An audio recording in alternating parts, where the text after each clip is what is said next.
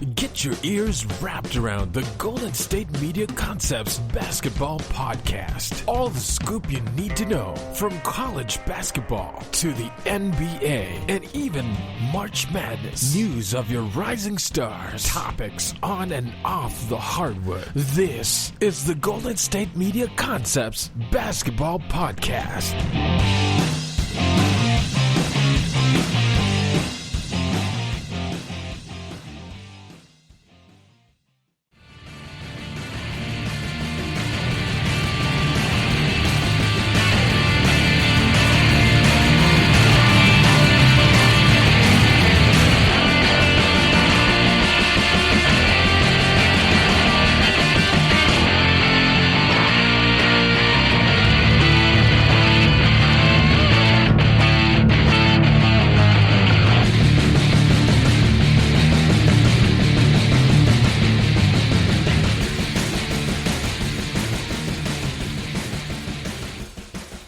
Thank you for tuning into the GSMC Basketball Podcast, brought to you by the GSMC Podcast Network. I'm your host, Steven Melendez, and I'm going to be bringing you the latest and greatest in basketball news from around the NBA.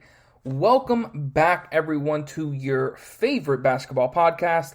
I am back and ready to talk my favorite sport, and I'm sure all your favorite sports as well. There was a lot of stuff going on in the NBA this week. Some bad stuff. I'm sure you guys are sick of hearing about that Meyers Leonard situation, but we are going to be getting into that today. I'm going to be starting off my show with that, giving my thoughts, and I'm sure as a Heat fan, I'm not saying I feel it more than anybody else, because of course it was a terrible thing that happened, and a lot of people were affected by it. But I feel like, me being a Heat fan and being literally in that situation, and it really gives me a good perspective of how us fans are really feeling about that. So we're going to be getting into that today. I want to give my thoughts on the All-Star Weekend as well. I'm going to be talking about that in my second segment. Third, I want to talk about which teams are going to be the biggest risers in the second half of the season. I feel like there are a lot of teams that probably didn't have a really good first half that I feel are really going to surprise people in this second half of the season, so we're going to get into that. And the last part of the show, I'm going to be continuing my series of top 10 players in the NBA with shooting guards today. I honestly, with my point guards list, I messed up on one player that I honestly thought was going to be considered a shooting guard, so I didn't even give him a thought about my point guards list. But he is considered a point guard this season, so he will be on my shooting guards list, no doubt about it. There will be some, people that won't be there because, they're not playing much this season. But overall, I'm just excited to get into this. We have a lot to get into, so let's just get started with that. Difficult Meyers Leonard situation. If you guys probably, or unless you're living under a rock, you guys have heard that Meyers Leonard, while he was playing on Twitch, said an anti-Semitic slur, really bad word on there, and it's really been a big time story throughout the entire, I wouldn't say world, but definitely in the sports community and obviously the NBA, it's been huge. First of all, just to give my thoughts on just how I feel about it. I never believe that anything like that should be said. I'm the kind of person that I would never say anything hurtful to anybody, and I'm just not like that. I don't like that. I don't think that has any place in this world. And I like what we're doing in the world right now with trying to change that, trying to show people that this is wrong. And it just sucks because it always feels like just another situation happens. And obviously when this happened, I wanted to see what people's thoughts on it were. So I'm on Bleacher Report looking at comments. You see people that are like, man, I've said worse things on COD. And I'm like, okay, yeah, for sure. I've played in those Call of Duty days. I'm in the lobby. People are, saying crazy things on there because, whatever. They're kids in their rooms saying whatever the heck, comes to their mind. And that's not right either. That doesn't make it right either, just because you're in your own home, you're talking to just about 12 people in the lobby, depending on where you're at. It does not matter. What's wrong is wrong. Literally what Udonis Haslem said in response to this news. What's wrong is wrong, and what's right is right, and that was obviously wrong. And when I first heard about what had happened, I'm like, well, how bad could it have been? Like, because I heard, because again, I don't want to sound like I know everything. When I saw anti-Semitic slur, I didn't really know what that was. I honestly, like, I have to look it up. And I looked up the video, and I mean, just the way he said it too, it just like, he knew what he was saying. He knew that it meant something wrong and it meant something bad. And on top of that, apparently he continued his stream 30 minutes after that, because when he said it, which is how a lot of people are when they say bad things like that, they don't really think about it. They don't think, oh, what I just said was wrong. They don't think about that. They just continue on with their life as if nothing had happened until he gets a phone call from, he said his wife, but probably his agent, saying, look, man, this is all over the internet. This is bad. Like, you need to get off right now. I'm just assuming this is what he said, because obviously as soon as he had that conversation, and it wasn't really a conversation, it was a one-way conversation. Leonard just was listening, and you can look at his face. He obviously could tell he had just done something terribly wrong, something that could, I would hope that this is something that would, make him realize that this is terrible. And before this, as a Heat fan, I loved Meyers Leonard. Like, he was one of my favorite Heat players, even though, yes, he's not the best player. Those starting lineups with him, Bam, Jimmy, Duncan, and I believe it was Dragic or none, were incredible. He was a great player for us last season, but obviously this season he's kind of done nothing. 3 games out for the season. I'm hoping he's played his last game for the Miami Heat. I mean, it's just wrong for him to have done that, and it's just and on top of that, careless and stupid. It's just, and it has no place in not just the NBA but the world. That something like that doesn't have any place in the world at all. And so when I heard it, I just couldn't believe it. I'm like, how can you be such an idiot? Like, I mean, in my opinion, I feel like it's borderline impossible to just stop hate in the world. That's just not the way it works. But if you're gonna be like that on your own time, man. Don't do that on your live stream. Not to say that even if he does it on his own, that's okay. I don't think it's okay in any way, shape, or form.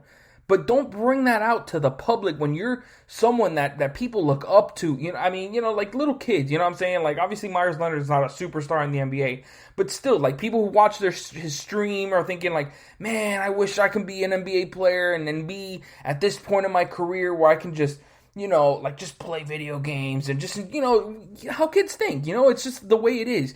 And then for him to say something like that when kids are watching and, he knows he has an influence. Any NBA player has an influence. They're going to think it's okay to say something like that. And it's just not right in any way. And I don't know. It just, when I heard it, I couldn't believe it. I really couldn't, because, yes, people like someone like Kendrick Perkins put out, people show you who they are. So, he was standing for the national anthem. And then obviously he comes out with this. So it really paints a very bad picture for Meyers Leonard, because obviously everyone was kneeling to kind of be united in the whole Black Lives Matter movement, which I think is great. And at the time, I really wasn't against it. Because I understand his brother's in the Army. He really respects the Army. And there's a lot of guys that stand still who are all, but even when Leonard was, standing, he, repeatedly would say that he is 100% with everybody in this movement, but, he just has beliefs in terms of, his brother being in the military, and he respects the military so much that, he just can't kneel during the national anthem. Fine. No problem there. In my, for me, there really isn't no problem, but obviously for some people there are, because, they look at that as, him being someone that doesn't really follow it, because it's just the way it is. Everyone's going to have a different opinion. But then he comes out with this, where he says something so hateful that it's just hard not to look at the standing and just be like, it kind of follows. I don't know. It's just, it's hard not to. It really is not hard not to. And of course, the NBA comes out he comes out with a really, just blank statement of like, oh, I didn't know what that meant. And I'm like, how do you not know what that means?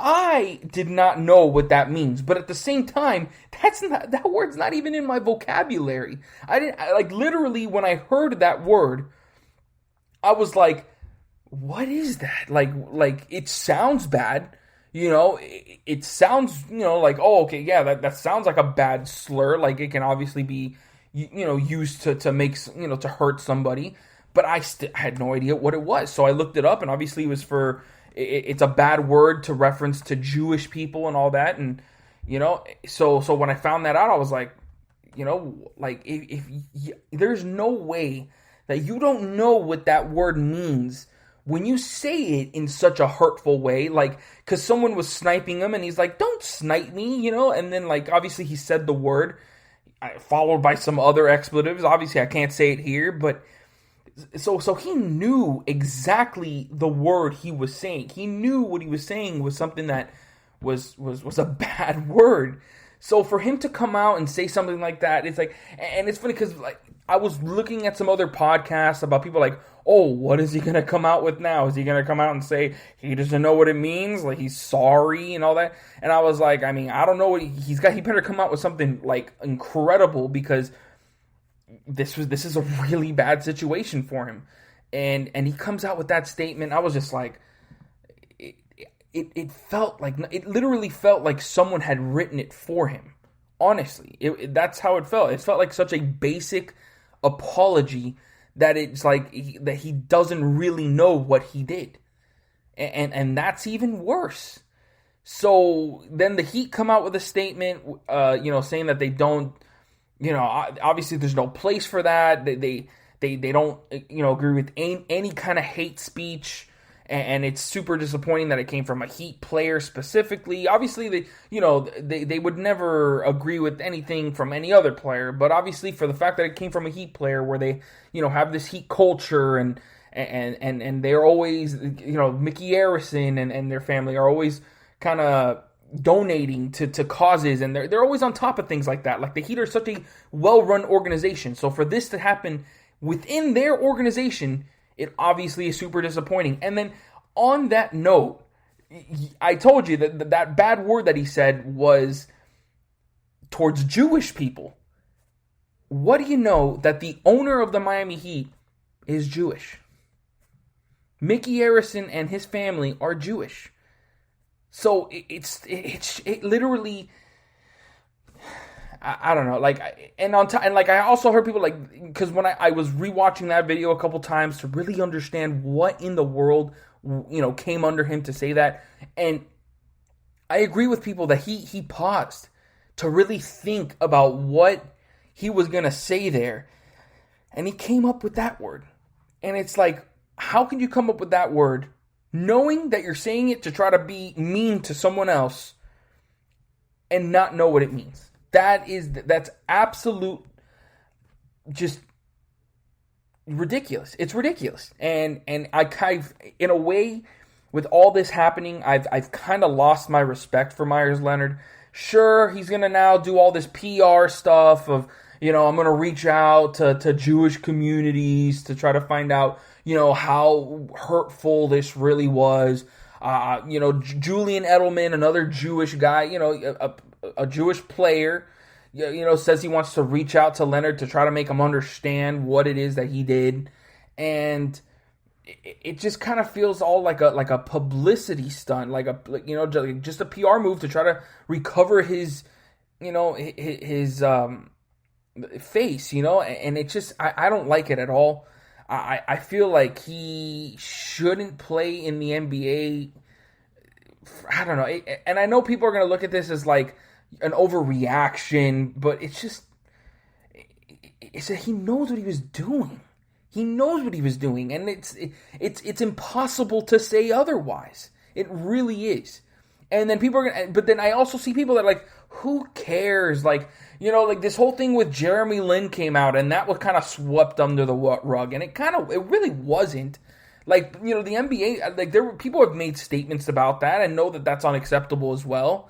To call, Jeremy Lin, what was it, coronavirus? I'm not sure if it was from a player. I read, briefly about it and seeing that, and that's also wrong, but that's what we're trying to change here in the world. Yes, obviously the Black Lives Matter movement was focused on, the African American community or the black community, but really the true message is to try to just stop all this racism, all this hate, and that was just another version of it. And of course, after all this, the NBA comes out and fines him. I believe I heard this was the maximum fine of $50,000, and he suspended Meyers Leonard from team facilities and banned from team activities for a week. Which, I mean, what is that really gonna do? I mean, I really don't think that's enough. I think it needs to make, not the money, because obviously, if I'm not mistaken, that was considered the maximum, fine that you can give him. But there needs to be something bigger in terms of suspensions. Like he shouldn't be able to just come back, because obviously he's not playing this whole season. He's injured. So when he comes back next season, he's just going to play and everything's going to be like nothing happened? Absolutely not. Absolutely not. Of course a team's going to, maybe pick him up. I mean, he's not the best player, and to add this on top of all that, I really don't feel like any team should really consider picking him up. It's just not a good look for your franchise. And as much as I really liked Meyers Leonard when he was on the team, because, I mean, he always seemed like such a genuine guy, was always talking about, giving his money and his time to, to other people to try to make their lives better and stuff like that. For him to come out like this, it just looks like that's not the guy he is. Like, he just does all that stuff to kind of hide, his true self. And it really, really disappointed me as a Heat fan. Like, honestly. And I really, at this point, I don't want anything to do with him, because as much of a solid teammate he is, like Eric Spoelstra came out and said, that he's been one of the best teammates we've ever had, and then obviously said, but this has no place in the NBA, which is absolutely right. So for sure, Meyers Leonard needs to go get help, to try to get all this, whatever is there, out of him, and try to, right his wrongs. But I don't know. It just, there's really no coming back for me. In my good graces, which I'm sure, does he really care? I mean, no, he doesn't. He just doesn't want this to, continue on, and he wants to, just get over this and get back to the NBA. Of course, that's what he wants, but I don't know. It just really leaves a bad taste in my mouth. And as a Heat fan, I don't want him in a Heat uniform anymore, man. I mean, it would be a poor financial decision to let him go. And I've been back and forth on this about, should we just release him? And yeah, we'd lose that trade exception because of his injury, because you lose it if you trade him. And I don't know. I just, or not if you trade him, if you release him. And I don't know. It's just, I've literally gone back and forth with this. Fine, maybe if you just, suspend him from being with the team for the rest of the time, and then just, because thankfully this 2-year contract that he has, that he's on, has a team option at the end of the year. So I'm hoping that the Heat are smart enough to just let him go once the season ends. It's just because there's no reason to have that on our team, and honestly, there's no reason for any other team to have him on their team. At least not until he gets the help that he needs. And I mean, even if that does happen, it still doesn't make me feel okay with any of it. And I understand where people will come from, where they think that this is all a big overreaction.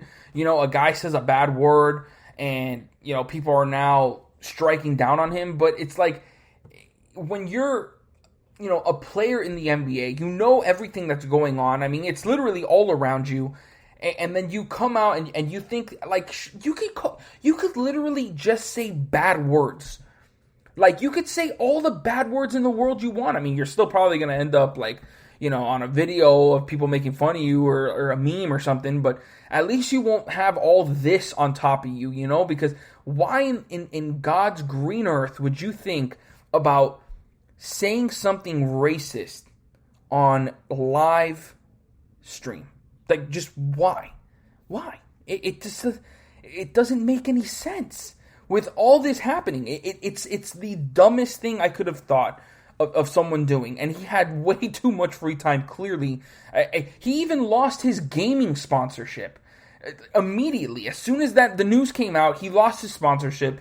He's probably going to be out of a contract. Who knows if a team is going to want to pick him up. It's just so many things that just pile on top of each other just because he decides to use a hateful word. And in my opinion, it's rightfully given. Rightfully deserved. It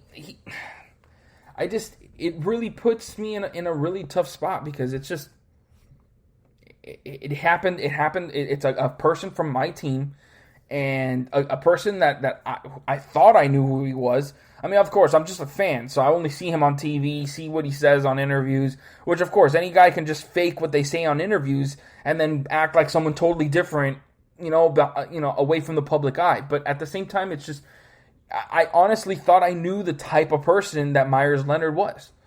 And obviously, that was wrong. I was way wrong.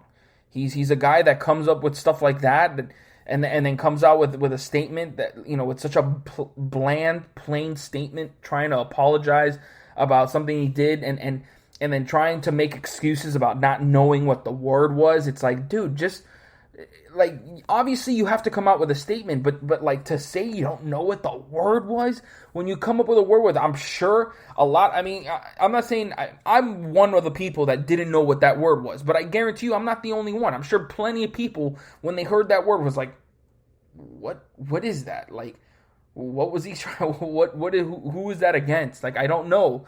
And for, like, to be able to have that word in your vocabulary means you know exactly what that word is. So, all in all, I think this is a really, really bad situation. I think the NBA handled it okay. I still think they should have given him a much bigger suspension. But obviously the maximum fine is perfect for that. But I mean, $50,000 to one of these guys. I mean, his contract's $11 million, and he's obviously made more than that over his entire career. But I don't know. In the end, it's just. And I didn't even see this, but it said I just found this here that it said Leonard will also be required to participate in a cultural diversity program. So obviously they're trying to have him get the help he needs to try to get that word out of his vocabulary, and I'm sure he has others in there as well, because a lot of people commented, it looked like he was going through his hate speech vocabulary as he had that one pause as he was trying to figure out what word he wanted to call this sniper that was trying to shoot him in a game where people shoot at you. But I mean, of course, people are going to get upset. That's just the way it is. I mean, I get upset when I'm playing video games. But to say words like that, like, you really have to have some hate in you. And he clearly showed his colors there. I'm obviously 100% against it, but it's just such a bad situation. And to bring that to the organization, it's just so bad. And I'm super, super disappointed in Meyers Leonard. So that's going to be all my thoughts on that situation. Make sure you guys stick around, because when I come back, I'm going to talk to you guys about the All-Star weekend, how I felt it went. And I might even talk about some snubs for the All-Star game. I know it's obviously already way past it, but I only get one of these shows a week, so I want to talk about the All-Star weekend. It's my show. I get to talk about what I want to talk about. So make sure you guys stay right after this.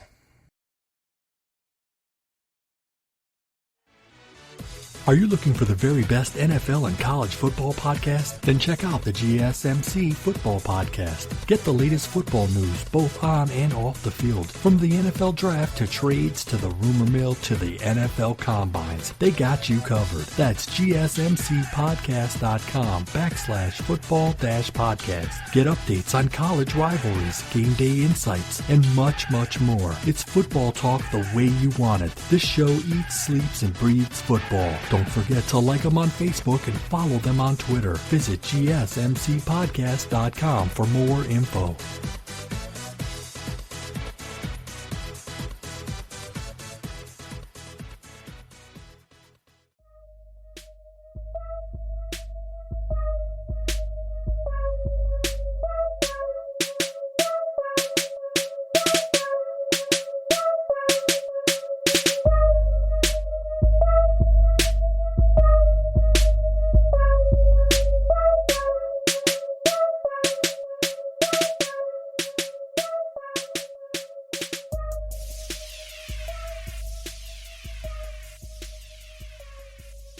Welcome back to the GSMC Basketball Podcast. If you guys missed the last segment, I talked about that Meyers Leonard situation. As terrible as it is, I gave my thoughts on it as a Heat fan, as an NBA fan, and as a person. So if you guys want to check that out, please go and do so. And now we're going to be talking about the All-Star Weekend. I just want to give you guys my thoughts on how I believe it went. I did watch I watched the whole thing I didn't watch that 2v2.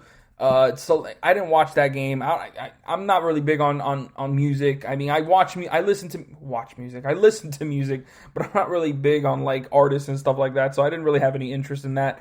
However, I did watch the All-Star Weekend in its entirety, the skills challenge, 3-point contest, and obviously the All-Star game and dunk contest in the halftime show. So I just want to give my thoughts on how I feel it went. We're obviously going to talk about the winners and all that, but so let's just get started with, of course, the skills challenge. That's always usually the first thing that goes on. And also, I quickly want to give my thoughts on the Rising Stars challenge. Like, I understand it's a tradition, you know, it's highlighting the best young players in the NBA, but it's like, it's not going to go on anyone's resume. Oh, they got selected to the 2021 Rising Stars challenge. Nobody really cares about that, so there was absolutely no point to listing those rosters. Yay, Tyler Hero and Precious Achiuwa got added. Honestly, Precious Achiuwa probably only got added because he's from Nigeria, and they can only add so many players into that rest of the world squad, which I think is dumb. I prefer the sophomores versus rookies. This whole rest of the world versus USA thing, I think it's ridiculous. And on top of that, it's actually crazy how good Canada is getting at basketball. I mean, obviously we know the big ones, but I mean, like, Dortz from Canada. Actually, I'm going to pull that up right now for you guys. Rising Stars roster. Let's see. Let me see. I think Anthony Edwards. No, he's from US. Okay, so where am I getting that? Where can I see the roster, please? Okay, so the rest of the world, yes, continue. Oh my God, yes, I would like to continue to the site, please. Thank you. So you look at the rest of the world, yes, Precious Achiuwa from Nigeria, but then I believe you got RJ Barrett from Canada, Brandon Clark, Dortz. I believe you also got Nickeil Alexander-Walker. Those are some pretty solid young talents in the NBA. And to think that all that is coming from Canada, I know Andrew Wiggins as well. You consider what kind of talent he is, but like, it's pretty incredible how much talent is coming out of there. But I mean, those are just my quick thoughts on it. I thought that it was just stupid to have that there, but whatever. So the skills challenge. Once again, you have a big man winning the competition. I believe they put up a stat that said, like, out of the last 6, 4 have been won by big men. You had, like, Kristaps Porzingis one year, obviously Domantas Sabonis this year, Bam last year, and you also had, I forgot who the other one was. I think it said DeMarcus Cousins. I'm not 100% sure on that one, but this year you had Sabonis winning it. He was a finalist last year, lost to Bam, as I would have expected. Bam would have probably won this year as well, but he tops Vucevic, another big man, and it's crazy. It's funny. I was listening to Kenny Smith talking about it, and because at the end, the semifinals was, I think it was Sabonis versus Luka and Vucevic versus Chris Paul, and he was like, there is absolutely no way Luka and Chris Paul lose to these big guys. And they did. It was kind of funny how it all went out. It went together. And I actually read a comment that said the skills challenge would actually be fun to watch had it not been for how kind of boring it is. Like them just kind of going around some cones. Like if they actually put some real skills into it, like how hard is it for a basketball player to go through some cones? Like honestly, it's just, I feel like they can do something, much more to it. I do like the whole brackets that they added.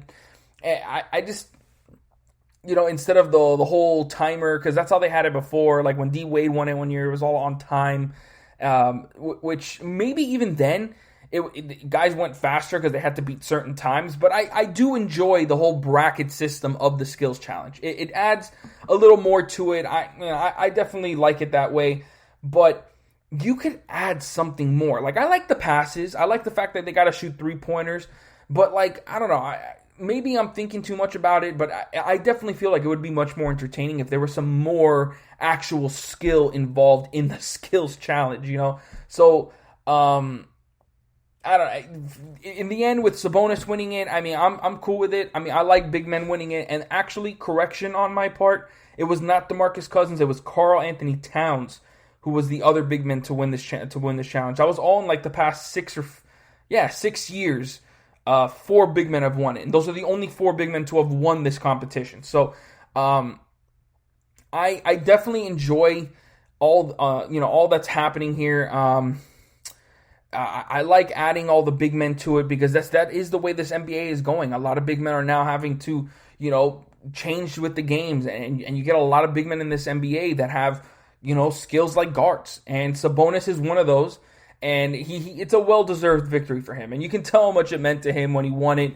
Obviously, he wanted to win it last year, but he didn't, and he finally got his revenge and was able to get that skills challenge this year. So big time props to Domantas Sabonis, but they definitely got to add, a little more to it. I'm going to continue to say that. Now, next, the 3-point shooting contest, I absolutely loved it. I always loved the 3-point shooting contest. I find it far more entertaining than the dunk contest, to be honest, even though there are some years that the dunk contest is absolutely popping, especially the last 4 years or 3 years, it has been really good. Like, I loved last year with Derrick Jones Jr., even though obviously the controversy, I'm not getting into that.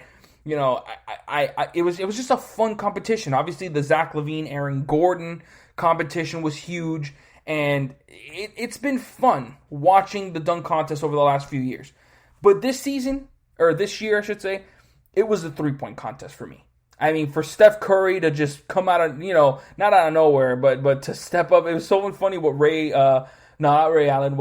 Miller was saying before it started. Like, I hope that Steph Curry walked into that locker room and pulled a Larry Bird. Which one of you boys are going for second? Like, I loved it. And of course, Steph Curry ended up winning. Who else but the best 3-point shooter of all time? And he made it look easy. Not the end. The ending was super impressive. For him to need that last money ball to get over Mike Conley to win the competition was super hyped. And it got me out of my seat. That's what I want in the All-Star weekend. I want these competitions to get me out of my seat. Like, let's go. But what got me more out of my seat was just how, everyone was doing pretty solid. You got I don't really remember. I'm not going to go through like how the whole thing went, but Zach Levine came out, had a pretty solid shooting. You had I think it was Zach Levine who had like a whatever shooting, and then you had Jalen Brown looking pretty solid for a first round. He got like 25, and then you had Jason Tatum, didn't look good in his first run. Who else was in there? Devin Booker, same thing. Oh, no, not Devin Booker. Mike Conley looked very solid his first one. And it was obviously, Mike Conley, Jalen Brown, and Steph Curry who pulled up for 31 in the first round. He just looked so much smoother than everyone else. That first, 2 or 3 racks, he just killed it. He killed that, the second rack that's in the wing, and then he nailed the Mountain Dew shot right after, and it's just he just makes it look so easy, and I absolutely love what Steph Curry does. He's a beast. He's a beast from the 3-point range. He has changed the NBA, in my opinion, for the better. It makes it so much more, so much funner to watch, and for him to come, go into the second round or the final round and need those last few. He needed like 4 of the last 5 to go in order to win, including the money ball, and he got it. It was just like, damn, dude. Like, it was such an exciting moment, and I just loved it. To beat. Oh, my bad. Donovan Mitchell was also in that competition, but he didn't. He had a pretty bad showing. But yeah, it was just so much fun to see Steph Curry win that. His second 3-point shooting contest win. His other one was in 2015, I believe, if I'm not mistaken. Yes, 2015. So this is the second time winning it. He's the 7th player in history to win the 3-point contest multiple times. Should be back next year. I hope he's back next year to try to win it a third. Don't know how. I believe I don't know how many people have won it 3 times. I don't have that next to me, but I'm sure he'd be one of the few that have done that. But yeah, it was just super exciting to see Steph Curry win that 3-point shooting contest and really show everyone up and show that he is obviously the best 3-point shooter in the NBA. So now I want to talk about, I guess, the dunk contest. Let's just get that out of the way. It was so boring in my opinion. First of all, to have 3 guys in there, I talked about this in my last episode. You have 3 guys in there that are not well known. I mean, the most known there was probably Obi Toppin because of the hype coming into the season, after his incredible season with Dayton. And Finney Simons was like the second most notable because he's been a decent backup point guard for the Portland Trailblazers. And then there's Cassius Stanley that, was super hyped coming out of high school, kind of just faded into the background, was a second-round pick, and it just hasn't really done much in the NBA. So you had 3 guys that were kind of nobodies, really, if I'm being honest. And then they kind of put up a show that is one you'll forget real easy. Like, I've kind of already forgotten it, but obviously for the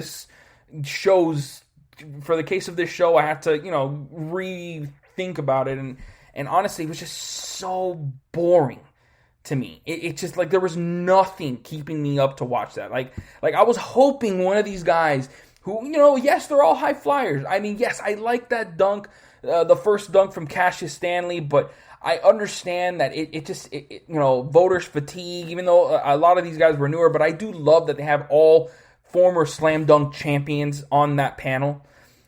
And I thought it was hilarious that they added a new rule at the end. They wouldn't be voting. They wouldn't be giving, numbers for the vote. They wouldn't be putting numbers for the final dunks. They would just be voting which one they think should win. And they have 5, so obviously someone's going to be odd man out.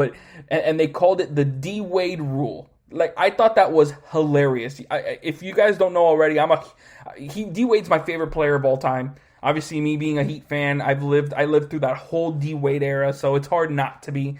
But I just thought it was hilarious because of the whole 9 thing with Aaron Gordon last year. And I mean, this was the year Aaron Gordon should have tried out because he would have dominated these kids, man. It's the Cassius Stanley dunk was good. I mean, the between the legs made it look real easy.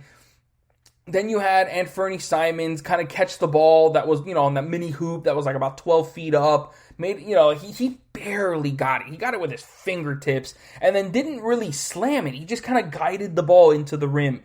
Obviously held on to the, to kind of like clip the rim a little bit to make it look like a dunk. But I mean, dude, that was just, it was just so boring to watch. The one of the dunks that I liked the most was the Obi Toppin one where he jumped over his dad and Julius Randle one-handed, like for him to cuff the ball one-handed.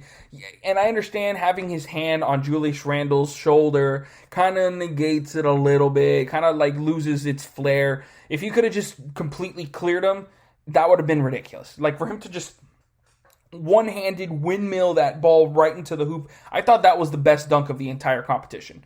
The Finney Simons one, it was just it was whatever. I mean, it ended up like that last one ended up winning him the competition. It was okay.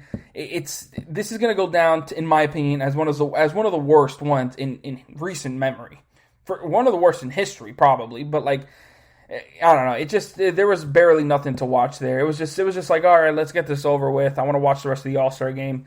And yeah, that's all I have to say about that dunk contest, because there was pretty much nothing for me to say there. So now let's move on to the All-Star game, the thing we're all waiting for, And coming into this competition, I felt like Team Durant already had a disadvantage. Because I feel like the roster from LeBron was way better, which let's just go into it real quick. I mean, obviously that starting lineup, absolutely ridiculous. Steph Curry, Luka Doncic, LeBron James, Giannis, and Nikola Jokic. Ridiculous starting five.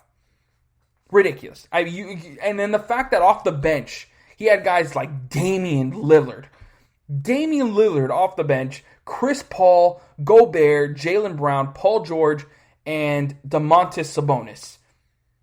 Ridiculous lineup, the whole thing, all the way around. And then you look at Team Durant, and obviously at the starting lineup, he had Kawhi Leonard, great player. You got Kevin Durant, who's not even there. Jason Tatum, solid player. Bradley Beal, huge. Kyrie Irving, huge. And then you had Joel Embiid, huge.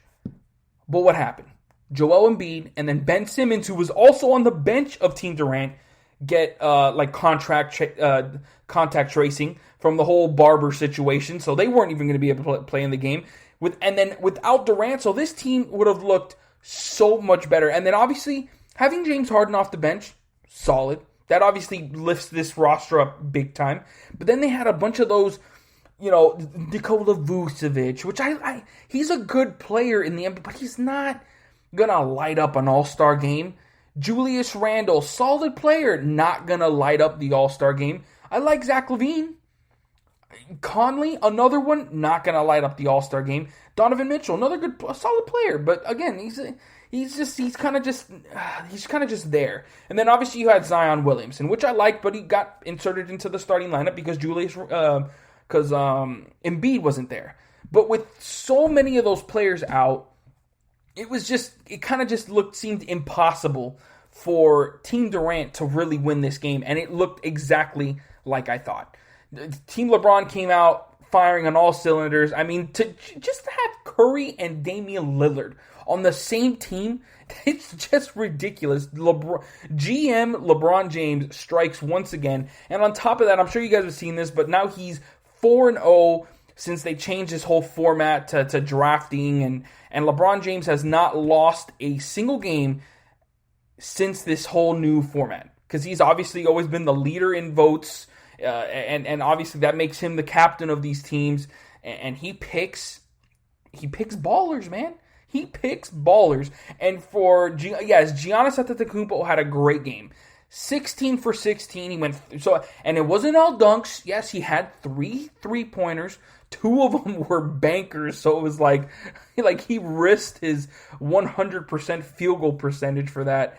But it's just like, for him to win All-Star MVP, I thought that was a little ridiculous. Like, yeah, he had an incredible game to go 16 for 16, but no one's gonna really try to stop him in the All-Star game. Like, who's going to try to play real defense that can actually stop a Giannis Antetokounmpo in the All-Star game? Nobody. But what is really hard to stop, and they'll still be able to kind of guard it? Damian Lillard and Steph Curry going both 8 for 16 from the three-point line. Both of them. 8 for 16. And a bunch of those from half court. They were the most entertaining things they were the most entertaining players this entire night.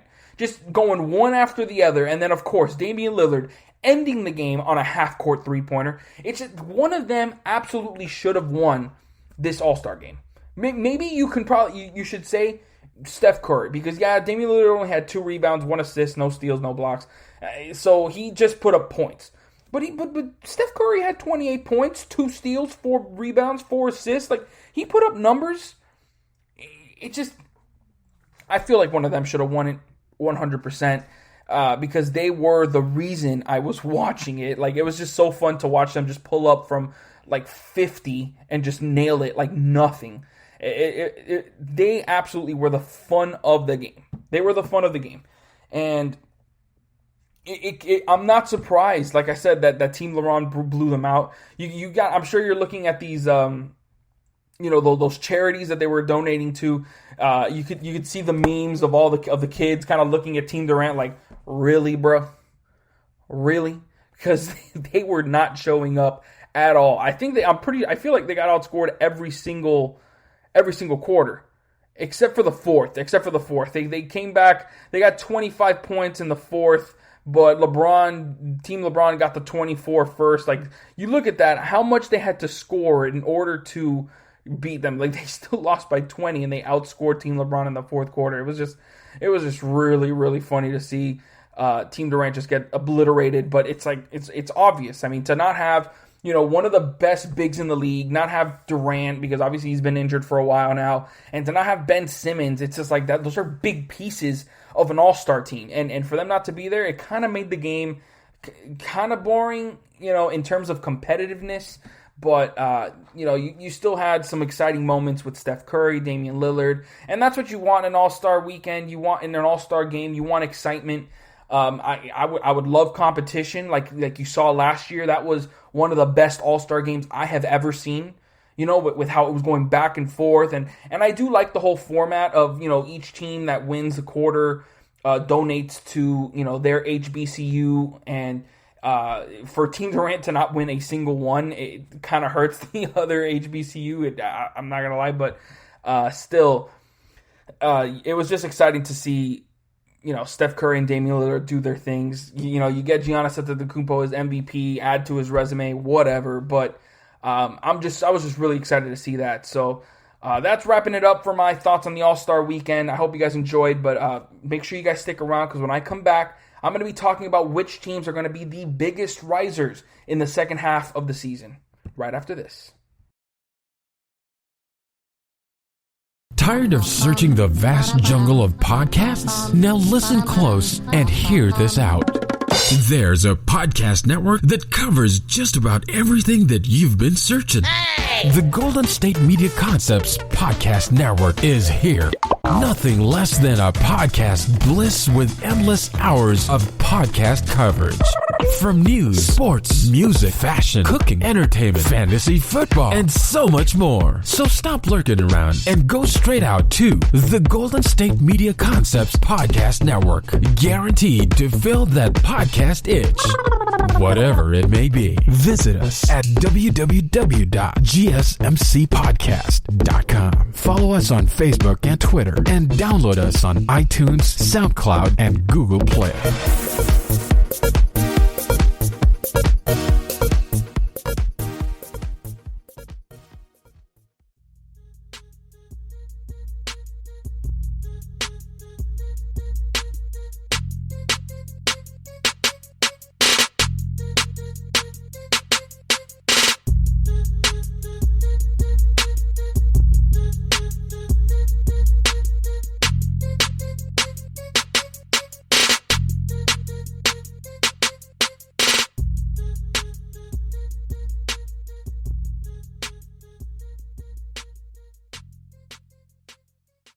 Welcome back to the GSMC Basketball Podcast. If you guys missed the last segment, we talked about the All-Star Weekend, just gave my thoughts on all the events that happened and the one that didn't. And I, for one, am just so excited about this second half of the season. I have been dying for some basketball, and that's what we're going to be getting into in this third segment. We're going to be talking about which teams are going to be the biggest risers in the second half of the season. And I have been, like I said, I've been dying for some NBA basketball. I was so happy to get it yesterday when the Miami Heat defeated the Orlando Magic. And of course, I'm a Miami Heat homer. I understand that. But is it really that difficult to see the Miami Heat being one of the biggest risers in the second half? We know, you should know that I'm going to be talking about them in this segment because they have been playing like one of the hottest teams in the NBA, no pun intended, and they are going to be the first team I talk about. I'm going to have 6 teams on this list. Just to make it fair, I'm going to be talking about 3 Eastern Conference teams and 3 Western Conference teams. And I'm starting with the Miami Heat. And Like I said in my first segment, I kind of talked about the first half, how, it was a struggle early on, a lot of injuries, a lot of COVID situations, but the Heat are slowly but surely getting healthy again. It still hurts that, we don't have Bam. Apparently he has knee tendonitis. And I'm a little worried about that this might be a lingering issue that might keep him out for a little bit. Because I know the Heat, with all these, with the second half, for pretty much every single team is going to be very bunched up. You're going to get a lot of those 3-game and 4 nights. I mean, the Heat are going to be going through that right now.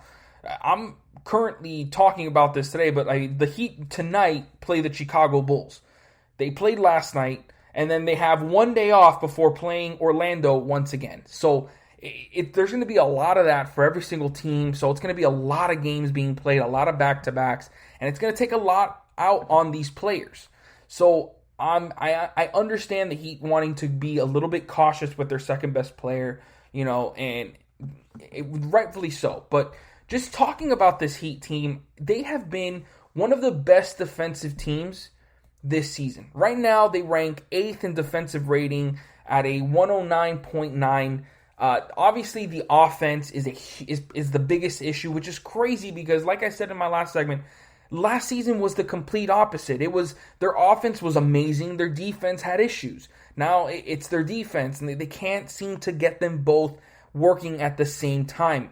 And there's times when, like last night, when the Heat put up 62 or 63 points on the Orlando Magic in the first half. But they ended the night with 111 points. So they scored 48 points. Am I getting that right? I'm pretty sure my math is getting right there. It's 48 points, which is, night and day when you consider 63 to 48. That's not a good, follow-up to a very strong first half. So that has been one of the biggest issues for the Heat.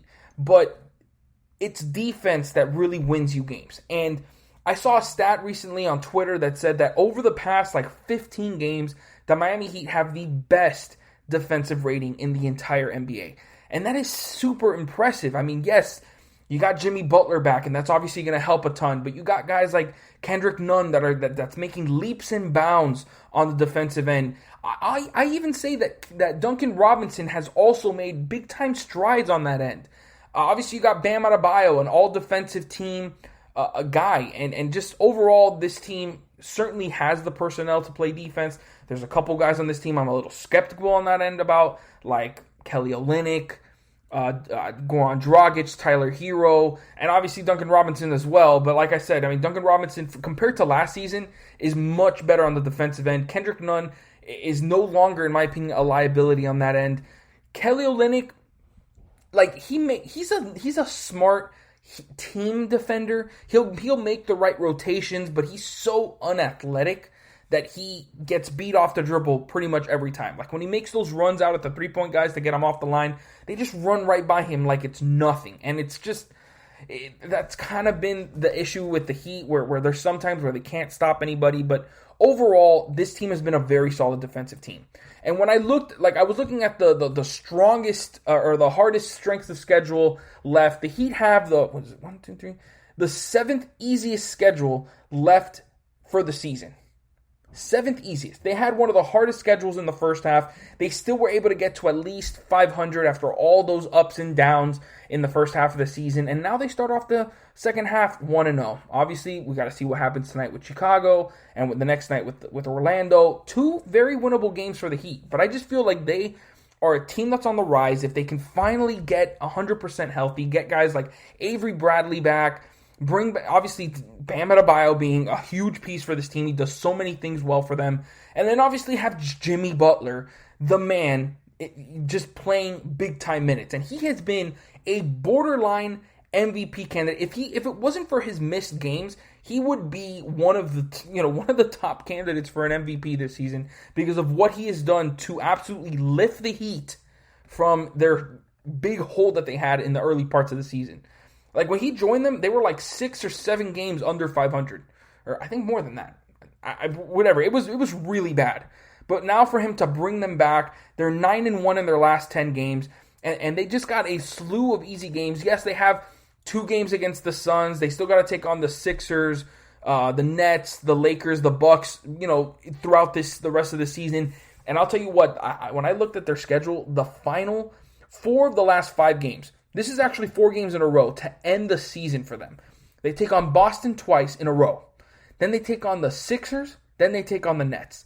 That is going to be a ridiculous 4-game stretch right there. But regardless of that, I still believe that the Miami Heat are going to be one of the top teams in the second half of the season, as long as they stay relatively healthy. It's impossible to ask for 100% health in this league. It's just impossible. But if you can at least have Jimmy Butler, don't play crazy minutes. Just try to give him as much rest as he can. But obviously, we need him to play big minutes, if we want to stay super competitive and be one of the top teams in the NBA.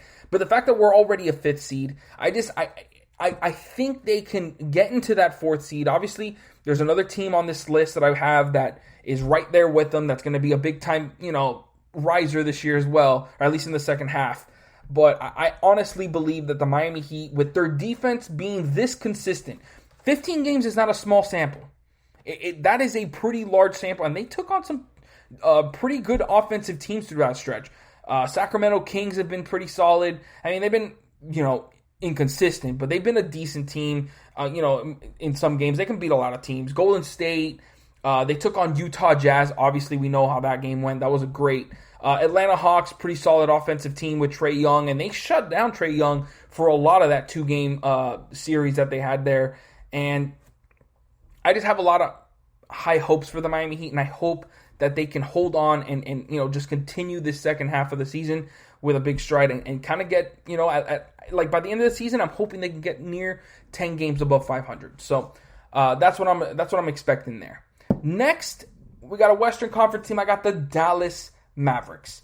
The Dallas Mavericks are now 19-17, 8th in the Western Conference. Kind of started off their season pretty poor. I'm not going to lie. I mean, it was kind of shocking to see them winning and then winning and losing. It's just they couldn't really find any sort of consistency. And a lot of that has to do with their defense. I mean, they don't have, a lot of great defenders on their team. Like Luka Doncic, their star, is not a good defender. Tim Hardaway Jr. is not as well. Jalen Brunson, who's been playing a lot, is not either. Kristaps Porzingis, their other, star player, has been dealing with a lot of injuries. It kind of doesn't have that same feel that he had over the past few years of being a paint protector. He just doesn't.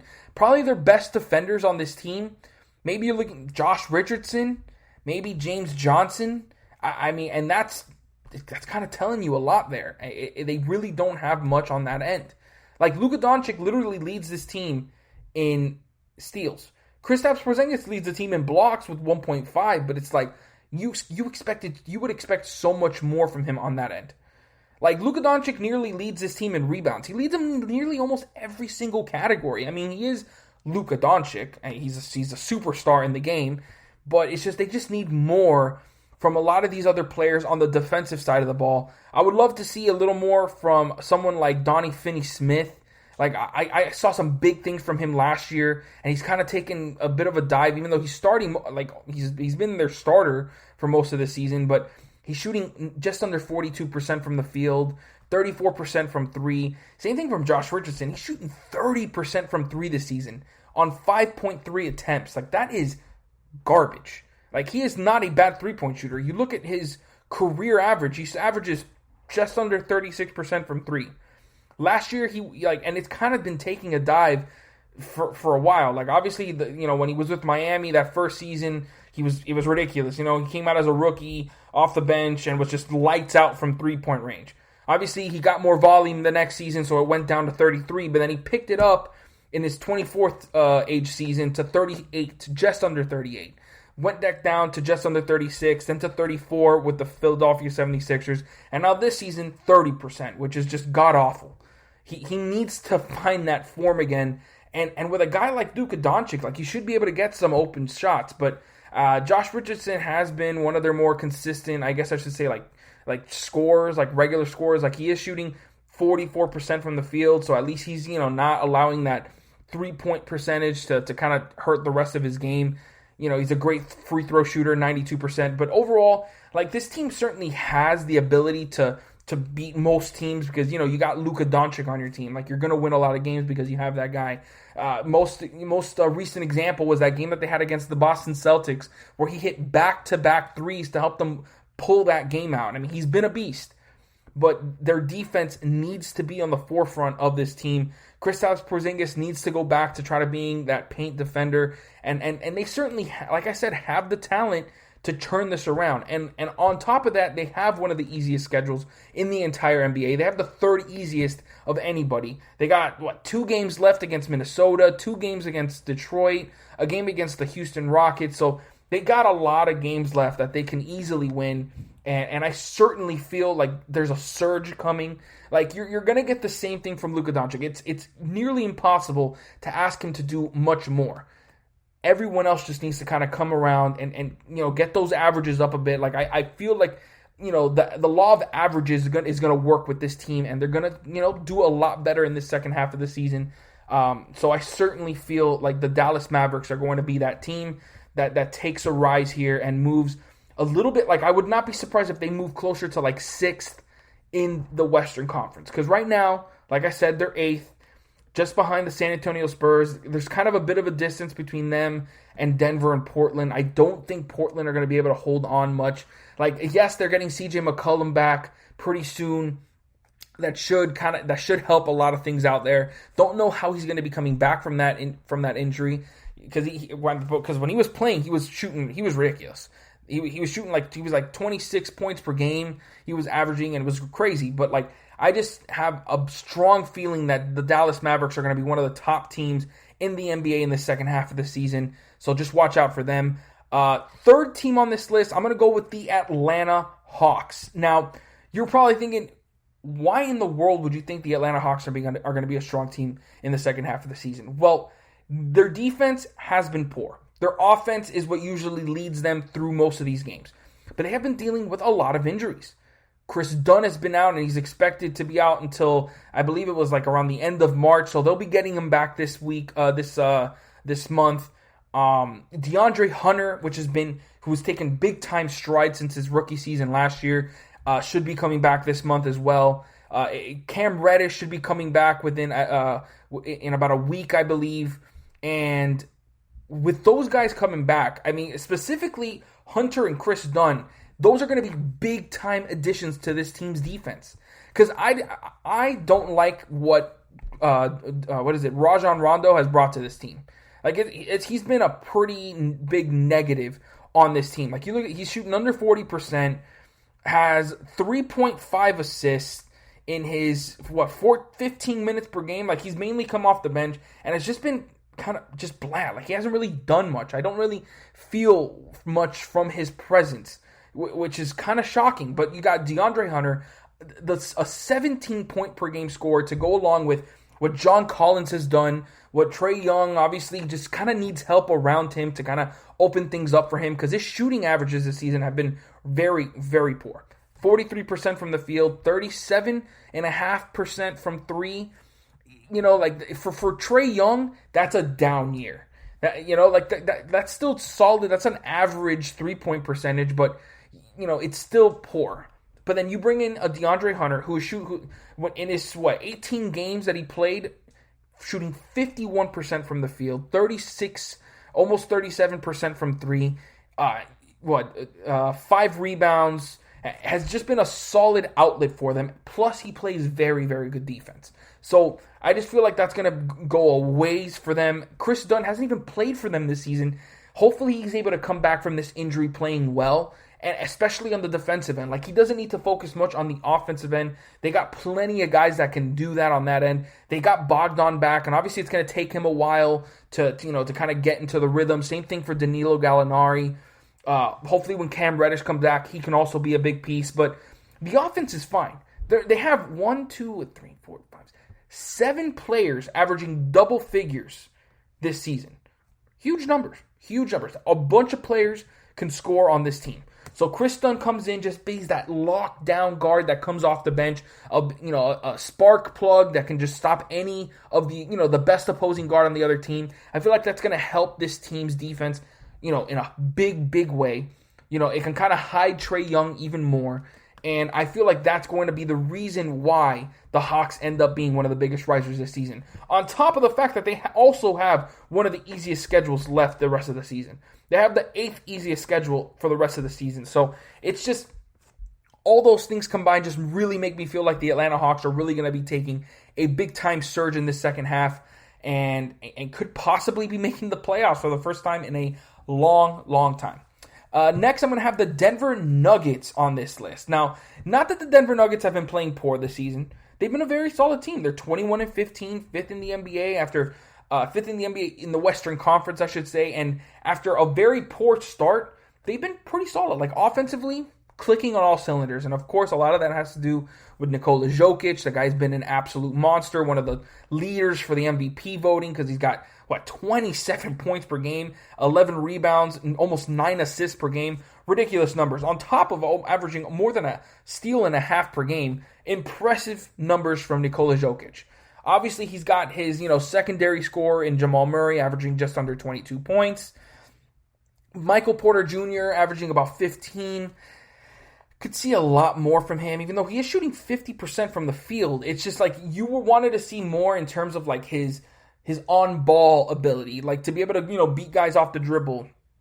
I don't know if he's done much better in that department. I remember seeing something kind of like halfway through that first half that he was primarily being like a spot-up shooter. I'm not 100% sure if that has changed entirely. I don't watch all the Denver Nuggets games, but it's just they need to see more from him. Obviously, Gary Harris hopefully could play a little bit better, averaging under 10 points per game.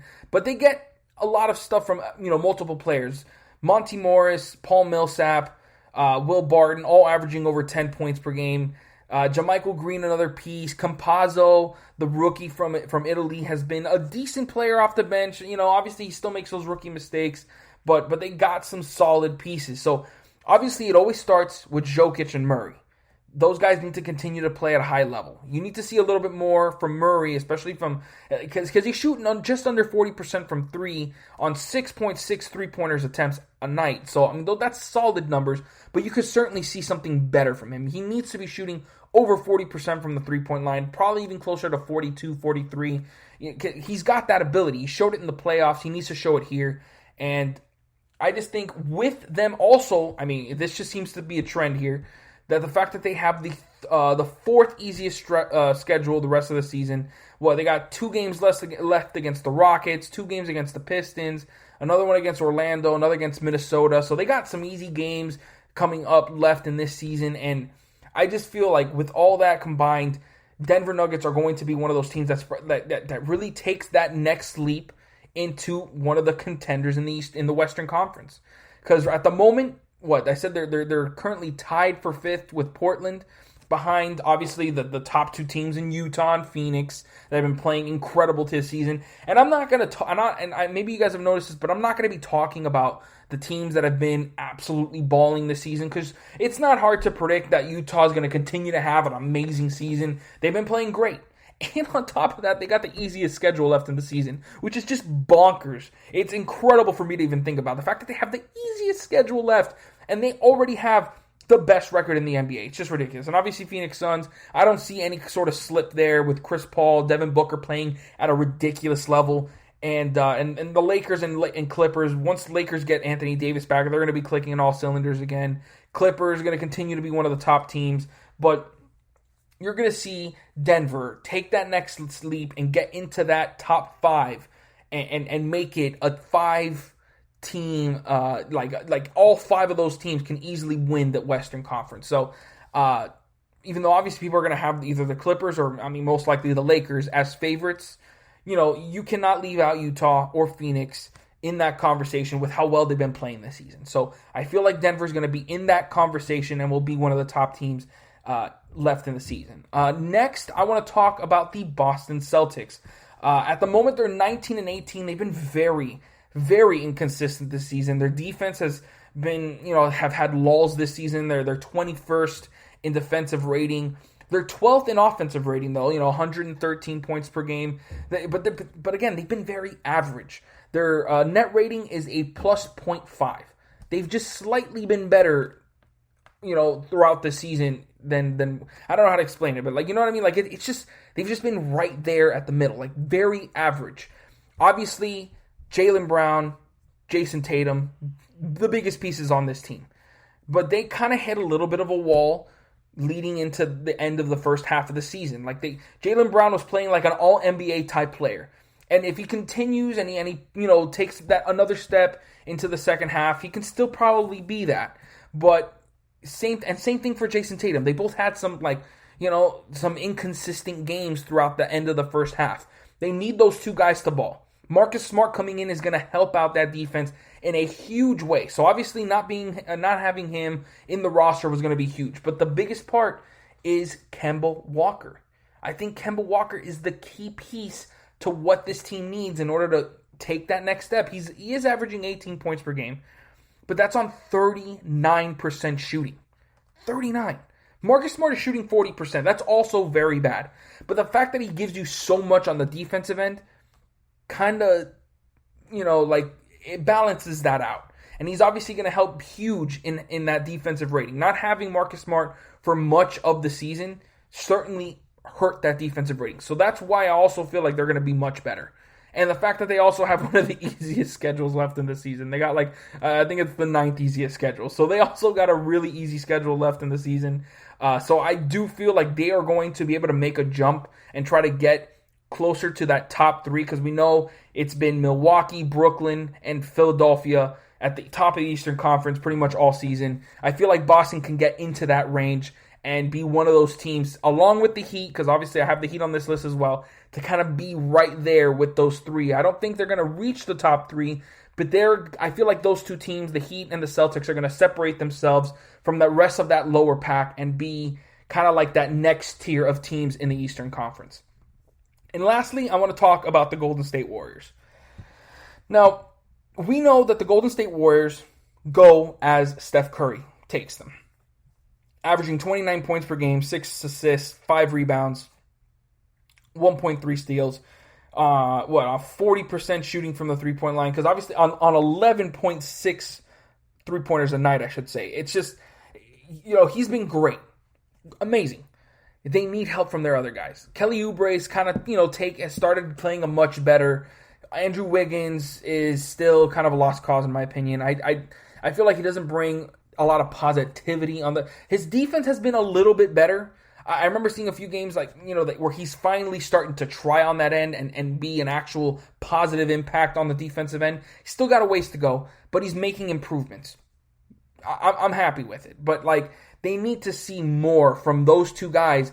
And I feel like and of course, don't be surprised, they have the 5th easiest schedule left. So that's another reason why I feel like they're going to be one of the top risers this season. But it's just also Draymond Green has been a very solid piece for them. I mean, obviously he's still averaging just 6 points per game. He's not going to give you the points. But he, and on 20, I didn't even see that, 26% from 3. 26% from 3. That's god awful. But I mean, whatever. He's never really been that. But he does average 8.4 assists per game this season. He still gives you big time contributions on the defensive end, and that's going to be the main piece for them. To have Draymond Green playing at a high level for the second half of the season, they need him there. And that's why their defensive rating is near the top, but he needs to also, give them something on the offensive end. If he's going to play as much as he does, he needs to play better on the offensive end. They're 22nd in offensive rating. I never would have imagined that a team led by Steph Curry would be in the bottom half of the league in offensive rating. I just would never. But I feel like with the easy games coming up, their defense is still going to hold strong. Their offense will get better. Kelly Oubre has taken strides since the early parts of the season, having one of the worst three-point starts in recent memory. I feel like he's going to, be a big-time part of what they do in the second half. I don't know why they don't use James Wiseman more. I understand he's a rookie and he makes a lot of those rookie mistakes, but he's one of your best bigs. If you're talking bigs in terms of tall guys, he's your best. I expected more from Eric Pascal this season as well, and I just really feel like this team is going to take a big boost towards the end of the season in the second half, and I feel like they're going to be the other top riser. But that is all the time we have in this segment. Make sure you guys stick around, because when I come back, I'm going to be talking about the top 10 shooting guards in the NBA this season, right after this. This is your ultimate stop for everything sports. The Golden State Media Concepts Sports Podcast. Should I say more? From the NFL, MLB, the NBA to MMA, it's all in here. The Golden State Media Concepts Sports Podcast. Listen now.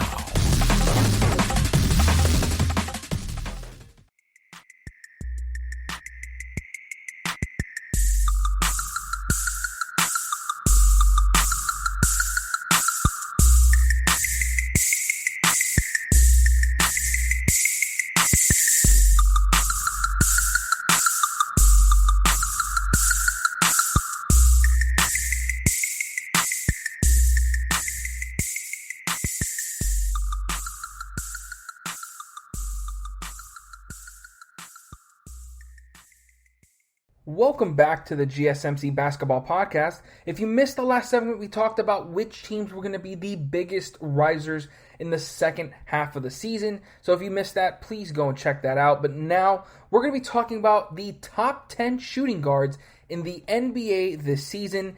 And before I get started, I want to talk about, kind of what I'm going on in this list. I always go by Basketball Reference. They have a little, stat there that tells you what percentage of games, what percentage a player has played at each position. And that's kind of how I'm going off this list to see which, of all the shooting guards. So just so that I can have a good understanding of which guys are playing shooting guard. There is, though, like I said in the beginning of this segment, beginning of this show, I should say, one player I did miss on my point guards list. I thought he was going to be a shooting guard. I don't know why I thought that. I guess because last year that's what he played. But this year he is a point guard, but I'm having him in my top 10 shooting guards list because he would have easily made my point guards list.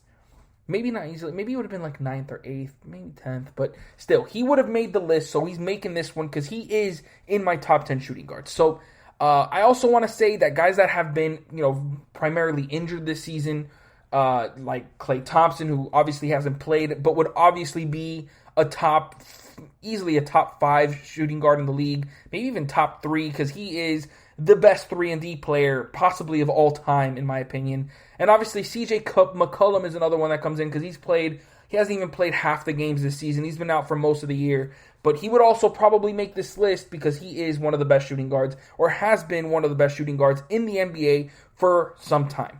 So without further ado, let's get started with my list. At number 10, I have Colin Sexton. This might be a bit of a shock to a lot of people, but not to me at all. It is a shock to me because I was early on in his career. He's only 3 years in, but I was not a big fan of Colin Sexton. I didn't think he was going to be big. I thought he was reached when he was picked 8th overall in the 2018 draft, and I wasn't a big fan of him. I know he was considered a dog. I remember that game he had in Alabama where they were down to like 3 players on the court and he still kind of almost willed them to win that game. But I just wasn't big on him. But man, has he really turned heads this season, averaging 24 points per game this season, almost 5 assists as well. I believe that's also a career high. So he's averaged a career high in points, career high in assists, in steals as well, and he's just slowly but surely just rounding out his game and becoming a very, very solid player in this league. And one of the areas that I feel he's really made his strides is the defensive end. He's still not a good defender by any means, but he came into this league as a terrible one. Like, very, very terrible. But he is slowly but surely starting to get to at least average defender. And, seeing those strides along with his incredible scoring ability really opens my eyes into seeing that Colin Sexton is a top 10 shooting guard this season. Because there are a lot of guys who could have probably made this list that are just, like, their shooting averages just haven't been solid. Like, Colin Sexton is averaging 24 points per game while averaging nearly 49% from the field, 40% from 3, 80% from the free throw line. Like, he has been efficient while also putting up big time numbers. And he's been available. So that availability is the best ability. That's what I say a lot of the time. And he has been a big time contributor to the Cleveland Cavaliers, even though obviously they are still not a good team. They have been poor. They started off pretty well. They're one of the, big surprises in the early parts of the season. Remember, they beat the Nets twice when they finally had gotten James Harden, and that was huge. But they've been very poor since. But Colin Sexton has certainly not been the reason. He has been a huge, huge part of this team and is going to be a big part of their future. They obviously have now that nice young core of him with Darius Garland and Jared Allen. So I like what I'm seeing from the Cavs. I like that young, core, but I feel like Colin Sexton is the star among them. Like, he has the potential to be one of the best scorers in the NBA. He has all the skills. He's got solid dribbling, ball handling. Like I said, his three-point shooting has certainly taken a big-time stride this year, even in his rookie season he averaged 40%. He dropped to 38% last season, but he's back to 40% on, the most three-point attempts. Not by much, but still, he's averaging more three-point attempts this season than he has in his career. And just overall, I'm just loving his efficiency going up with also his volume going up. You don't see that a lot in the NBA. And with Colin Sexton, that has been the case. So he comes in at number 10. At number 9, I'm going to have Fred VanVleet. And the early parts of the season, Fred VanVleet was absolutely scorching it. Like, he was one of the best players in the NBA. Like, relative to who you expect to be in the best players in the NBA. But Fred VanVleet has kind of taken a bit of a dip, towards, I guess, the second half of that first half of the season. And that's why he didn't make an All-Star team. If he would have kept playing the way he was playing, he would have been much higher on this list. Maybe not much higher, but he would have been higher on this list. But I had to squeeze him in at number 9 because he has been one of the best players for the Raptors. He puts up numbers at a crazy rate. I mean, he has 20 points per game. He's averaging, but his 40% shooting is kind of a mystery there. I mean, yes, his volume has gone way up. He's averaging the most field goal attempts per game after that big-time contract. 38% from 3 is also down from last year, but he's averaging almost 2 attempts more per game. So he's still making more threes on average compared to last season. His free throw percentage is still way up there. So I do expect those, shooting numbers to kind of shoot up a little bit. But still, Fred VanVleet is a big-time player in this league. The only problem with him is his defense. He's a scrappy defender. He has not been a negative defender in this league. He's a better defender than Colin Sexton. But it's just that his height kind of negates anything that you would kind of, it kind of tempers your expectations from him. You can't expect too much defensive, abilities from him. Last year he was actually solid. He had a 3.1 defensive win shares, best in his career, but this year he's kind of taken a dip in that area. His offense is still top-notch. One of the best guards in the league in terms of offense. But defensively, he's kind of taken a dip, but he's still no slouch on that end. So the fact that he's got that, semi-two-way ability makes me, very high on Fred VanVleet, and that's why I have him at number 9. At number 8, I got Drew Holiday. This is the guy that I should have put as a top 10 point guard in the league. He was considered a shooting guard last season, but this year, obviously, he's been considered a shooting guard over the past 3 seasons. So that's why my head was where it was. But this season, being on the Milwaukee Bucks, he has been their starting point guard. So he has been a huge addition. He's one of the most underrated players in the NBA. He is one of the best two-way players in this league. He's not asked to really do much offense on this team. I mean, he's still obviously a great offensive player. I mean, he averages 15 points per game on 49% shooting. The best shooting almost a career high in percentages there. His three-point shooting has been way higher this season, 36%. His highest since 2014. So big-time numbers from him there. But it's just what he also brings on the defensive end. It's honestly a shock that the Milwaukee Bucks have been a worse defensive team this year than they were last year. because Jrue Holiday is a very good defender. Very good defender. And the fact that he also gives them another ball handler to go along with Chris Middleton and Giannis. I mean, Giannis is obviously having a huge season, but it's just Jrue Holiday is one of my favorite players in the NBA, super underrated, and absolutely deserves to be on this top 10 list. He was going to make it on one of them. I'm glad I at least got him here on this one. At number 7, I have Jalen Brown. Jalen Brown early in the season was playing like one of the best players in the NBA. Like he was, getting predictions for an All-NBA selection. Obviously it was early in the season, so you had to temper your expectations. He was going to obviously take a dip every now and then, but he has been a huge, huge part of Boston Celtics, team this season, and he's going to be a big part of their future at only 24 years old. He's averaging 24 points per game, just under 6 rebounds, 4 assists, and on decent numbers, 48.5 field goal percentage, 38% from 3, and is has been a very, very solid player for the Boston Celtics. And on top of that, he's a very good defender as well. He's got long arms, big body. He's a very solid two-way player and has turned into a star for this Boston Celtics team. And the only reason I don't have him much higher is because he did take a dip in form in towards the latter half of that first half of the season. And had it not been for that, I probably would have him in 6, maybe 5. But at number 7, still a solid spot for Jalen Brown, someone that I didn't expect to take this type of leap this early in his NBA career. Yes, he's 5 years in, but still, he has been a huge, huge addition to this team. And his field goal percentage, just like with Colin Sexton, has increased year after year, even with the volume going up. So I definitely love that. And, when you just add all of the things that he does on the floor that you can't really put into a box score, it just makes Jalen Brown one of the best shooting guards in the NBA this season. At number 6, I have Zach Levine. What can I tell you about Zach Levine? The man is an absolute scorcher.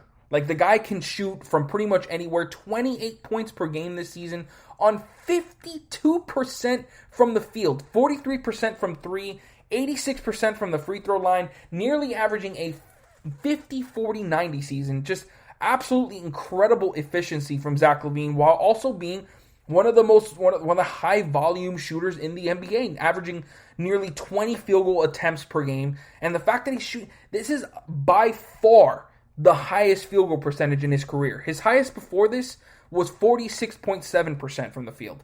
So he has taken a huge leap in field goal percentage. Same thing from three-point range. It's just he's finally becoming an efficient scorer in the NBA, and it's leading to wins for the Bulls. Yes, they are still what are they? They're 16-19, 10th place in the Eastern Conference. He's just not getting much help around, from everyone else. Lauri Markkanen's been injured for a lot of this season. He was kind of looked at as probably the second best player on the team. Kobe White's kind of getting those sophomore slumps. Wendell Carter Jr. hasn't really realized his potential. So it's really been Zach Levine and then everybody else. But man, has he been incredible this year. Certainly deserved to be an all-star this season. And has just been such a big-time part of everything that they've done this year. And it's just incredible. To also have 5 assists this season as well, which is also a career high. 5 rebounds, also a career high. He's not the best defender. But he's certainly getting better as the years go on. He's no longer a below average defender. He's starting to get there in that average range. But it's hard to really make that leap from below average to a great defender. That doesn't happen normally in the NBA. So for him to also, gradually get better on the defensive end makes him one of the best two-way players in the NBA, or, semi-two-way players. Like, we obviously know he's the best, one of the best scorers in the NBA, but his defense is gradually getting better, and I'm just excited to see what else he has left for us. Certainly is going to be considered one of the best shooting guards on pretty much anybody's list. For me, I have him at 6 because his numbers are still not leading to victories. Like, at least consistent victories. Like, they're still not over 500. They're close. I feel like they're certainly a big-time candidate for making the playoffs this season, but I can't put them higher than the other guys on this list. At number 5, I have Donovan Mitchell, a superstar for the league-leading Utah Jazz. He averages 25 points per game, 5 rebounds, 5 assists. His field goal percentage hasn't been, where you would want this season. 42% from the field, 38% from 3 is pretty solid when you consider he's averaging 9 3-pointers a game. Obviously, his volume has just continued to increase as the Utah Jazz have been relying on him more and more on in the offensive end. But this team overall has just been great. He's got such an amazing crew around him. Guys like Bogdanovich, Joe Ingles, Jordan Clarkson off the bench. It's Mike Conley obviously playing well this season too. It's all been put together to make this team one of the best in the NBA, and his offense is no doubt one of the reasons why Utah has been this good, because they're one of the best clutch teams in the NBA. A lot of that has to do with their playmaking, their ability to pass the ball as a team, but also I saw it firsthand when the Heat played the Utah Jazz in Utah.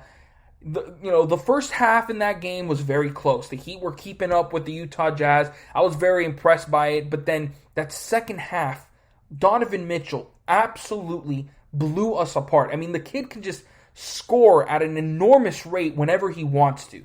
Honestly, he started that second half single-handedly putting the game away, because it was like a 4-point game going into the second half. Donovan Mitchell put up 7 or 9 straight points to make it a double-digit lead, and that was all she wrote for that game. That's what Donovan Mitchell does for the Utah Jazz, and he's been doing it more and more as he progresses in his career. And his assist percentage has gotten higher this year. I think he's averaging a career high in assists this year as well. What is that? It's 5. Yeah, he's averaging a career high in assists, a career high in rebounds. His defense is still a work in progress. It's not great, but it's not terrible. So, he's along with that offense, he is a serviceable defender, and I just feel like it's impossible to leave him off my top 5. At number 4, I've got Devin Booker. I mean, Devin Booker, a lot of what has happened with the Suns this season is rightfully so, has been because of Chris Paul.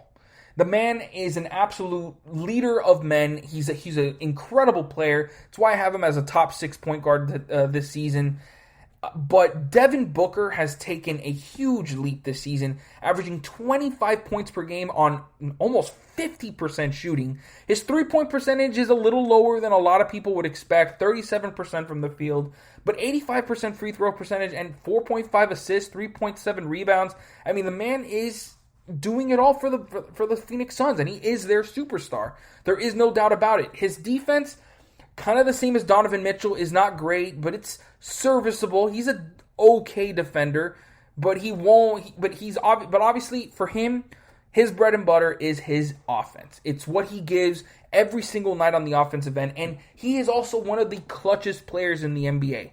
I mean, the kid can just put up numbers in bunches whenever he wants, and he is just such a dynamic player. I love the way Devin Booker plays. For so long, I was kind of against him because, Justice Winslow was selected right before him, and a lot of people would compare them, and I was a big Justice Winslow homer. But obviously, I have to come under the realization that the Heat made a mistake of not selecting Devin Booker. I was always, kind of blindly hopeful that Justice Winslow would realize his potential and become a top player in the NBA. That obviously has not happened.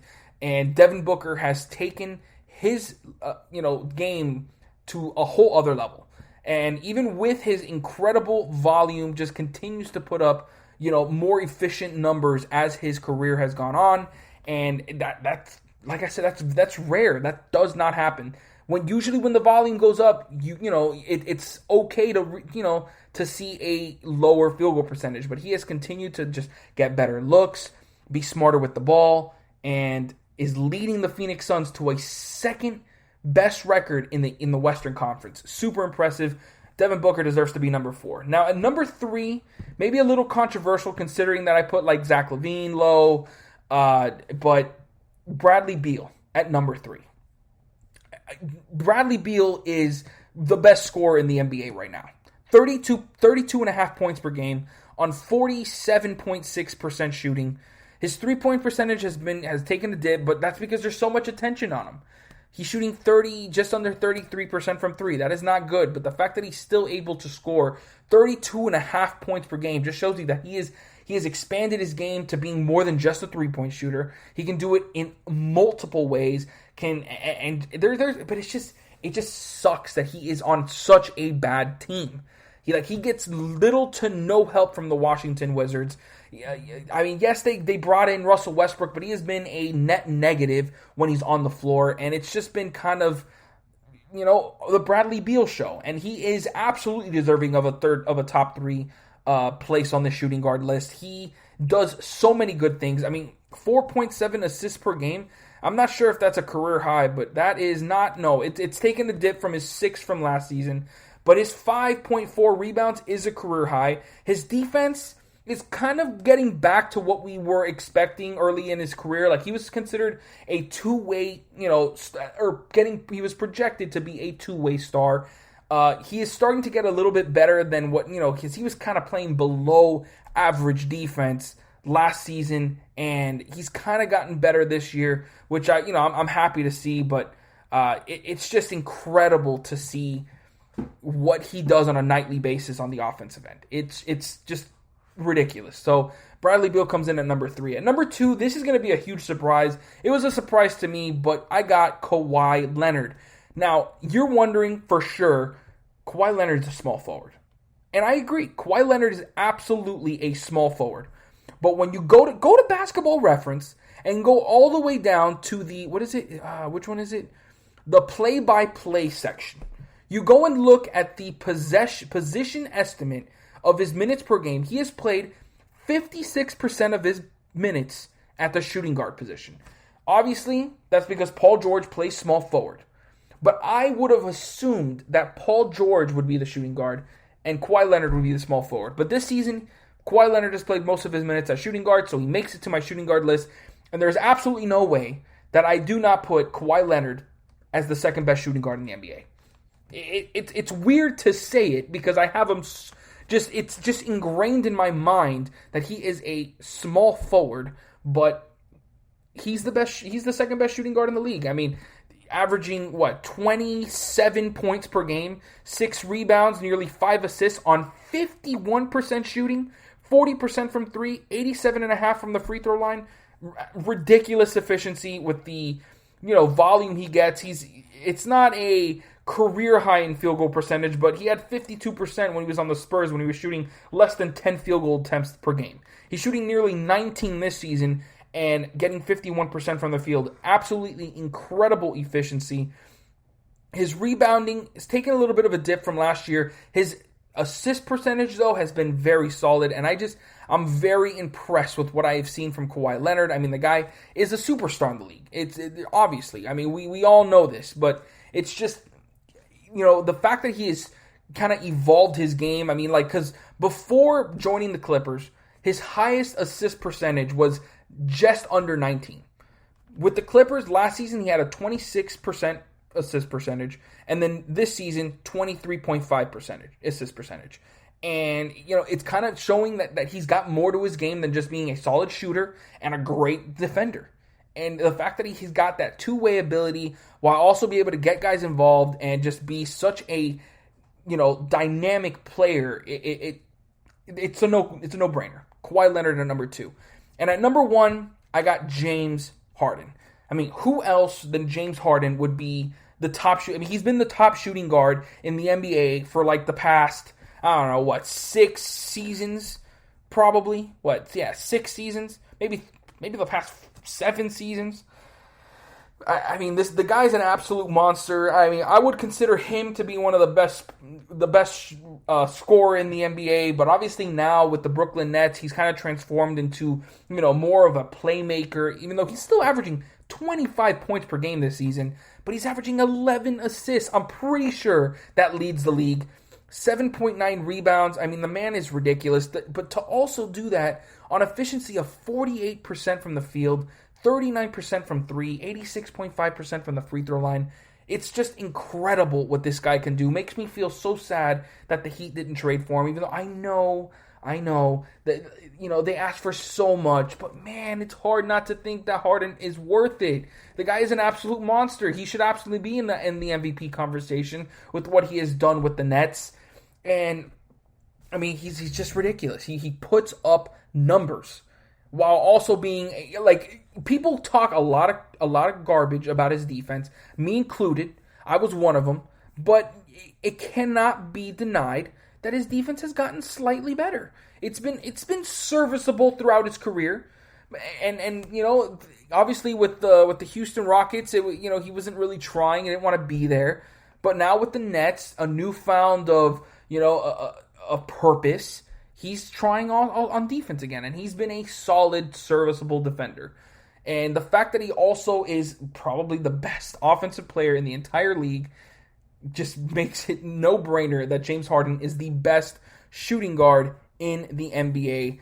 So that's going to wrap up my list. I hope you guys enjoyed it. I love doing these top 10 NBA players because I love talking about the NBA. I know so much about these players and because I watch them all the time, and I'm just super excited to just continue to talk to you guys about the NBA. So as always, thank you for listening to the GSMC Basketball Podcast, brought to you by the GSMC Podcast Network. I would like to ask that you please remember to subscribe to the show and write a nice review. That really helps us. Also, if you can please follow us on Facebook, Twitter, and Instagram, I would really appreciate it. Thank you and have a great night. You've been listening to the Golden State Media Concepts Basketball Podcast, part of the Golden State Media Concepts Podcast Network. You can find this show and others like it at www.gsmcpodcast.com. Download our podcast on iTunes, Stitcher, SoundCloud, and Google Play. Just type in GSMC to find all the shows from the Golden State Media Concepts Podcast Network, from movies to music, from sports to entertainment, and even weird news. You can also follow us on Twitter and on Facebook. Thank you, and we hope you have enjoyed today's program.